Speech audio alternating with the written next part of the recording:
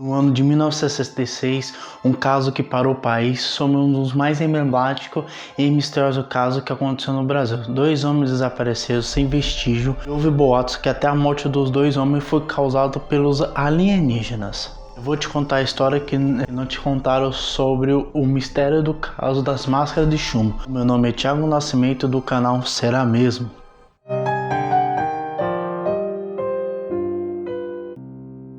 Tudo começou no dia 20 de agosto de 1966. Um garoto chamado Jorge da Costa Alves decidiu dar uma volta no Morro do Vítey, que fica em Niterói. O que ele não sabia é que pouco tempo depois ele chegaria no morro, ele acabaria achando 2 corpos no meio de vegetação. E ele ficou muito assustado e por isso ele acabou chamando a polícia.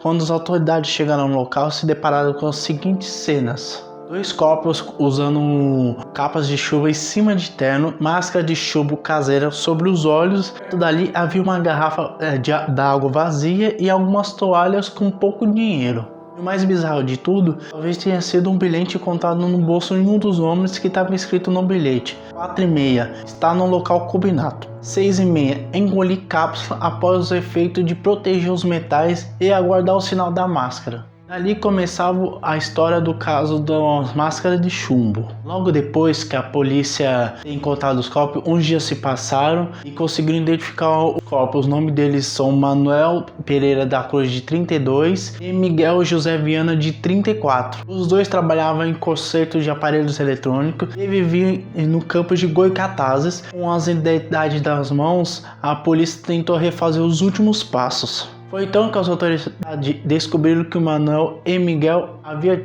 dito às suas famílias que no dia 17 de agosto, ele precisaria ir em São Paulo para comprar um carro e algumas séries de equipamento. Mas em vez disso, os 2 homens embarcaram em um ônibus para Niterói. Depois de chegar na cidade por volta das 14 horas, os homens fizeram várias paradas. Eles compraram capas de chuva e uma garrafa mineral em um bar. O mais curioso de tudo é que eles guardavam o recibo da garrafa. De acordo com a polícia na época, era indício que eles pretendiam devolver a garrafa no bar, com o intuito de receber um reembolso, que era prática muito comum na época, já que as garrafas não eram de plástico.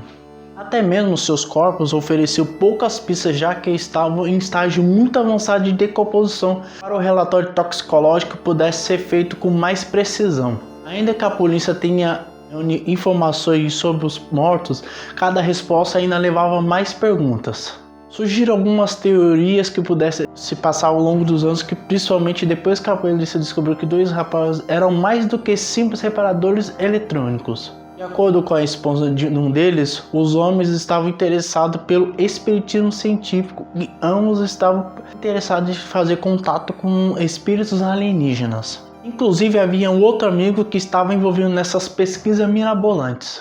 O espiritismo científico é uma corrente ideológica do movimento espírita europeu brasileiro, notoriedade que surgiu na segunda metade do século XX. Um dos fundadores foi Allan Kardec.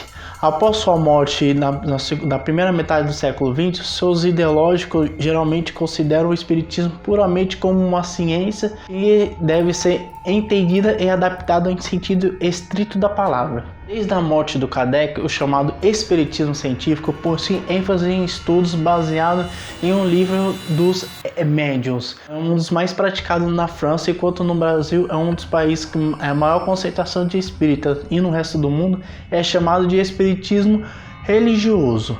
ênfase em lições morais contidas em segundo evangelho do Espiritismo, ainda mais praticado, sendo que a doutrina consta em último censo demográfico no IBGE como a 3ª maior religião do país, e um censo do aderentes como uma das maiores religiões do mundo. Por suspeita que as máscaras, sobretudo as toalhas molhadas, revelassem uma tentativa de se proteger contra a radiação. Os corpos dos 2 rapazes eram escaneados à procura de material radioativo, porém não foi nada detectado. Durante algum tempo, a polícia teve o Elcio como principal suspeito por ter matado os 2 homens, já que a esposa do Manuel tinha afirmado que ele havia brigado com um amigo.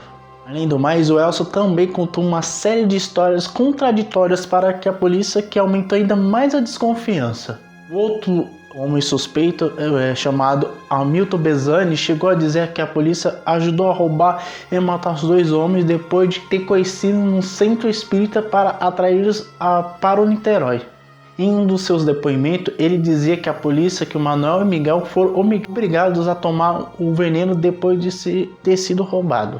Mas a polícia não encontrou nenhum tipo de indício que pudesse sustentar essa história. Inúmeras teorias ganharam várias vidas. Alguns afirmam que o homem estava envolvido em uma venda ilegal de material radioativo, sendo que um dos assassinos era culpadores insatisfeitos. Enquanto os outros, mais conspiratórios, deduzem que os dois seguiam as instruções de tática do extraterrestre que usavam máscara para se proteger contra a radiação emitida pelas aeronaves.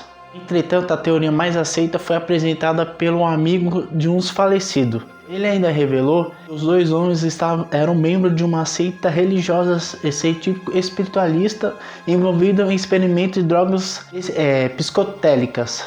Como a morte ocorreu nos anos 60, enquanto o uso recreativo dessas substâncias estava em alta. E é possível que o Manuel e Miguel tenham embarcado em uma forte e infeliz viagem psicodélica no morro, acidentado no Morro do Vinten. Já se passaram mais de 50 anos desde o caso e não teve conclusão. Até hoje o mistério sobre o caso infelizmente nunca foi solucionado e foi encerrado. O mistério atrai muitos curiosos tentando desvendar o caso que ficou para a história.